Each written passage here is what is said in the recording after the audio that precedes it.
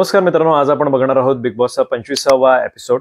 तर तुम्ही काल बघितला असेलच की बेबी करन्सीसाठी सत्याचा पंचनामा हा टास्क झालेला असतो, ज्यामध्ये 0 बेबी करन्सी मिळालेली असते. आणि त्यामुळं आता पुढं काय या चर्चा रंगलेल्या असतात घरामध्ये. त्यामध्ये जान्हवी, वैभव यांची चर्चा चालू असते रिगार्डिंग अभिजित, की अभिजितला घेऊन सॉफ्ट कॉर्नर आहे निक्कीला, आणि आपण आपले मित्र आहोत तर आपण तसं राहायला पाहिजे. खरंही तसं राहत नाही. हिला थोडं जरा अभिजित बद्दल फेवर आहे. वैभव म्हणतो माझी इमेज खराब झालेली आहे या सगळ्या वागण्यामुळं, मी कमकुवत पडलेलो आहे असं दिसलं जात आहे, त्यामुळे मला माझी इमेज बदलायला पाहिजे, त्यासाठी मी काय पण करायला तयार आहे. जान्हवी म्हणते आपलाच कॅप्टन झालाय, खरं आपणच आपली कामं वाढवलेली आहेत.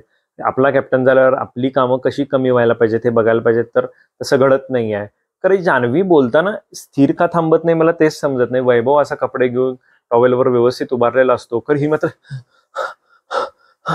असं सारखं का करते हेच समजत नाही. खरंच बघायला पाहिजे की नक्की हिला होतंय तरी काय.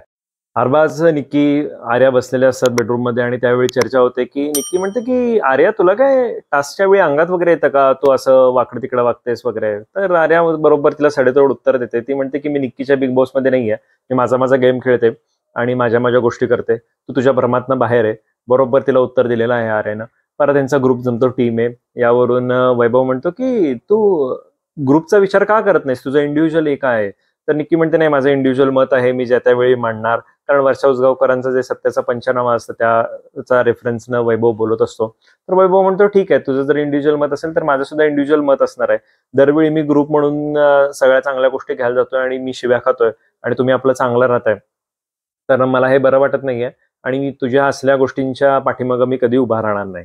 वैभवनं जरा स्टँड घ्यायला चालू केलंय. आता याच्या स्टँड कधीपर्यंत टिकतात, कुठंपर्यंत टिकतात हे बघणं खरंच गरजेचं आहे. आता इरिना निक्की यांच्यामध्ये वाद चालू होतो. इरिना असते ती म्हणते की मी जेव्हा आंघोळ करून येत असते तेव्हा तुम्ही विषय बदलता, चेहरे बदलता, असं काय हे जे काय असेल ते माझ्या तोंडावर वगैरे बोलत जा. तर निक्की म्हणते तुला सांगणारी की मी कोण वगैरे, असं तसं, मी तुला काय महत्व देत नाही, असं नाही तसं नाही.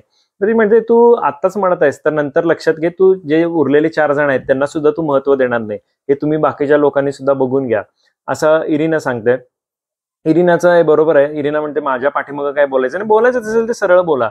तर मग यावर निक्कीचा पारा चढतो. निक्की म्हणते की हिला खरंच काही इम्पॉर्टन्स देण्यात अर्थ नाही, ही काय आहे, कोण आली आहे, हिला तिकडे रिजेक्ट केलंय म्हणून इकडे आले. यावर वैभवचा सुद्धा पारा चढतो. वैभव सुद्धा 4 गोष्टी निक्कीला सुनवतो.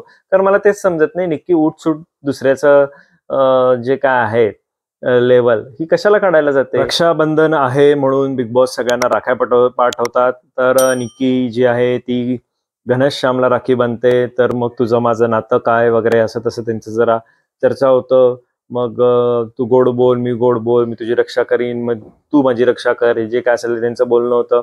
निक्की सूरजला पण राखी बांधते. ती म्हणते की इथं असेल बाहेर असेल, मी तू माझ्याशी कधीही कॉन्टॅक्ट करू शकतोस, मी तुझं कायम रक्षण करीन किंवा हे करीन. निक्की जरा थोडी मनानं हळवी सुद्धा आहे असं वाटतं, म्हणून बरेच वेळा सूरज जो असतो तो निक्की पुढं म्हणणं, त्याचं काही जे असेल ते बोलणं मांडत वगैरे असतो. यामध्ये एक सूरज निक्कीला नमस्कार करतो, किती चांगली गोष्ट दाखवते. म्हणजे संस्कार किती आहेत बघा. आणि ते घनश्याम टमटम साधं उठत सुद्धा नाही. ते काय घनश्याम म्हणजे काय 50 वर्षाचा माणूस आहे असं पण काय नाही, ते पण तसंच आहे, पोरगच आहे ते. खरं येस, सूरजनं खरंच चांगलं वाटलं. सूरजचं संस्कार त्याचे तो नेहमी दाखवत असतो. अरबाजला जान्हवी राखी बांधते. जान्हवी म्हणते तू माझी रक्षा कर वगैरे असं तसं. खरं तर या दोघांपासून बाकीच्यांची रक्षा व्हायला पाहिजे असं आहे, कारण यांचे स्वभावच असे आदळापटवाले आणि तोडफोडवाले आहेत. तर अंकिता डीपी यांचं रक्षाबंधन चालू असतं, त्यांच्या गप्पा चालू असतात, असं तसं, तू माझी बहीण, छोटा बहीण, भाऊ भाऊ वगैरे असं असं करून रक्षाबंधनचं सेलिब्रेशन संपतं. हे सगळं रक्षाबंधन बघून इरिनाला सुद्धा आपल्या भावाची आठवण येते. ती रडते, रडारड करते. वैभव समोर तिचं मत मांडते, अरबाज समोर सुद्धा मत मांडते. मग यांची मिठामिठी होते. आणि इकडं आपला जो टमटम असतो म्हणजे छोटा पुढारी, तो निक्कूताईला घेऊन बसलेला असतो आणि सांगत असतो की बघ ह्या डीपी दादा लई बाराचा आहे, तो असा करतो तसं करतो, तो डबल डोलके, तो पेटवापेटीची कामं करतो, त्यामुळेच आपल्या या मधुर नात्यामध्ये कडवटपणा आलेला आहे वगैरे असं तो सांगतो त्याला. निक्कूताई आता त्याला सहमत होते नाही होते ते आता बघायला पाहिजे. मग ती म्हणते आपण समोरासमोर करू विषय वगैरे असं तसं. तर जरा हे टमटम असतं ते जरा घाबरलेलं असतं, कारण तो असा बोललेला असतो. कारण 4 लोक म्हणणार की नाही बाबा समोरासमोर केल्यावर हा हे टमटम असं बोललेलं होतं. ते रक्षाबंधन झालेलं तर आहे, मग आता थोडं तरी काहीतरी थोडे अडल्ट सीन दाखवायला पाहिजेत. इकडं निक्की अरबाज यांचं चिमटा चिमटी प्रकरण चालू असतं. आपला टीम बी पिकनिक स्पॉटवर बसलेले असतात, त्यांची चर्चा चालू होते की बिग बॉस काय हा पानसटपणा चालू आहे, काय हे नक्की सेन्सॉरशिप लावायला पाहिजे वगैरे, असं तसं सेन्सॉर बोर्डाकडनं सर्टिफिकेट घ्यायला पाहिजे, अशा चर्चा चालू होतात. पडदे लावून घ्या त्या कॅप्टन्स रूमला वगैरे. हा बरोबर आहे, कारण ते सगळ्यांसमोर असं बघणं म्हणजे हे दाखवत नाहीत, म्हणजे आपल्याला बरं वाटत नाही. तर हे जरा असं काही लोकांनी ऐकलेलं आहे, जान्हवी वगैरेंनी. आता बघूया याचे इफेक्ट नक्की पुढे होत आहेत तरी काय. जान्हवी जेवण शिजवत असते, त्यामध्ये बिग बॉस म्हणतात जान्हवी जेवण शिजवत आहे का प्लॅन शिजतायत वगैरे, आणि तुम्हाला सगळ्यांना लिव्हिंग रूम मध्ये या म्हणून सांगतात. लिव्हिंग रूम मध्ये आल्यावर सांगतात की आतापासून तुमचं खाणं पिणं सगळं बंद, वॉशरूम वापरणं बंद, तुमचं मी आता सगळं जप्त करून घेत आहोत, कारण तुमच्याकडे आता 0 रुपये बीबी करन्सी आहे. जे काय असेल ते साहित्य जमा करा. सर्वजण साहित्य जमा करतात आणि अरबाजला डिलिमा रूम मध्ये बोलवतात. डिलिमा असतो ज्यासमोर, की म्हणतात की आता तुला काय करायचं आहे, की तुला कॅप्टन्सी ठेवायची आहे का तुला 2 लाख बीबी करन्सी घेऊन जायची आहे. हे अशी घटना घडते. तर यामध्ये अरबाज जे आहे ते कॅप्टन्सी सोडतो आणि ते निक्कीला ट्रान्सफर करतो आणि 2 लाख बीबी करन्सी घेऊन घरी येतो. इकडं आपल्या जान्हवीताईंनी रडून गोंधळ घातलेला आहे. रडून म्हणजे नुसतं करून खरं डोळ्यात अजिबात पाणी नाही, आणि तिला जे पॅडीला बोललेलं असतं त्याचं दुःख वाटत असतं. त्यामुळे ती डीपी समोर बोलते. डीपी म्हणतो ठीक आहे, जाऊन माफी माग, सांग त्यांना असं झालंय तसं झालंय. मग ही लगेच जाते, रडारड करते, ऍक्टिंग म्हणजे नुसती ओव्हर ऍक्टिंग. पॅडींना जर सांगितलं डोळ्यातनं पाणी काढ तर ते दुसऱ्या सेकंदाला पाणी काढतील, आणि ही मात्र त्यांची ऍक्टिंग काढायला चाललेली. पॅडींसमोर बसते, म्हणते असं नाही तसं नाही, मला बोलायचंच नव्हतं, मला असंच नव्हतं करायचं, माझ्या ह्याच्यात नाही तर त्याच्यात नाही. तर हा जो मूळ स्वभाव आहे तोच बाहेर येतो.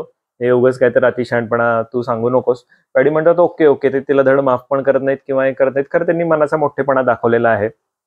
तर या ताईंचं काय आपलं वेगळंच, तिचं रुबाबात ती वेगळी असते. इकडं निक्कीताई आता कॅप्टन झालेले आहेत, त्यामुळं तुम्ही असं नाही करायचं, तुम्ही तसं नाही करायचं, आर्या इकडं बसायचं नाही, आर्या तिकडं बसायचं नाही वगैरे असं चालू करते. खरं आर्यानं ठरलेलंच असतं की आपण निक्कीला त्रास द्यायचा. आतापर्यंत तिनं काही त्रास दिलेला नाही, तर ती सांगते की मी आता त्रास द्यायला हिला चालू करणार आहे. बघू आर्या आता किती हिला त्रास देते. मिळालेली आहे, त्यामुळं बिग बॉस सांगतात की किराणा माल घ्या, आणि तुम्ही टास्क व्यवस्थित खेळलेले नाही किंवा तुम्ही बीबी करन्सी व्यवस्थित मिळवलेली नाही, त्यामुळे सगळ्यांचे मी भाव जे आहेत ते दुप्पट केलेले आहेत, भाव दुप्पट केलेले असतात. त्यामुळे यांना अगदी मोजकंच सामान मिळतं, सर्वजण मोजकंच सामान घेतात, आणि हे किराणा मालाचा यांचा विषय संपतो. एकच वॉशरूम आणि एकच टॉयलेट घेतात. तर यामध्ये परत जान्हवीचं आहे, ती आपली बॅग घेऊन बसलेली असते. म्हणजे मगासपर्यंत रडणारी जान्हवी आता कटकारस्थानं वगैरे करायला चालू झालेली असतात, आणि ती निक्कीला भरवून द्यायला चालू करते की बघ तुझ्याबद्दल असं म्हणत होते की कॅप्टन्स रूमला पडदे लावून घ्या, काय ही अश्लीलता चालू आहे, किती पानसटपणा चालू आहे वगैरे, असं निक्कीच्या डोक्यात भरवतात. निक्की खरंच जरा थोडी हलक्या कानाची वाटते, ती अगदी सगळं आणि काय म्हणले आणि काय म्हणले असं करत ऐकत असते.